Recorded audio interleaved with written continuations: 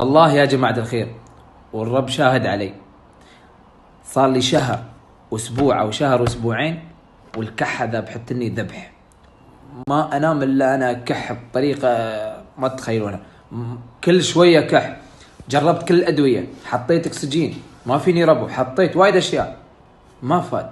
سويت زنجبيل، شربت زعتر، كلت عسل كل يوم الصبح على الريق، ما فاد. امس اول مرة اجرب هالشيء. ها شو هذا؟ هذا كركم.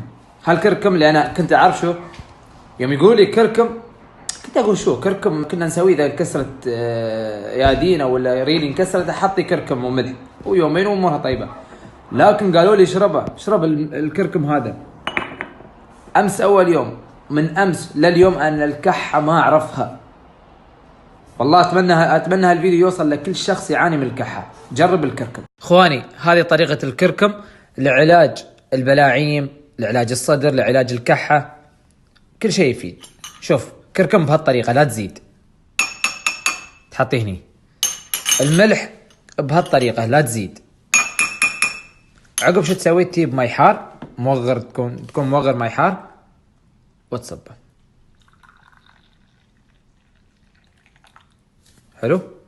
عقب تمكس الملح والكركم وتشرب. اول شيء قبل الشرب تتغرغر. شو يعني تتغرغر؟ 3 مرات. شو تسوي؟ تحطي تي غرغر. الغرغره من كلمتها. تسوي بهالطريقه 3 مرات وتطلع برا. بعد ال3 مرات تشربه 3 مرات، 3 يمغات. يمغى اولى، يمغى ثانيه، ويمغى ثالثه. تستعمل هالكركم هذا تستعملونه على الريج. اول ما تقوم الصبح كركم وملح وماء ساخن وخلطهم. اول شيء تغرغر 3 مرات وبعدها اشربها 3 مرات. مو بلازم تشربها جلاس كامل. نفس العمليه تسويها قبل لا تنام. كركم وملح وماء ساخن وخلطهم، تغرغر وعقب اشرب. تسالني شو يسوي؟ هذا يا ابوي دول الاوليين. هذا يعقم البلاعيم، يعقم صدرك، يشيل الالتهابات اللي في بلاعيمك، يشيل الالتهابات اللي في صدرك.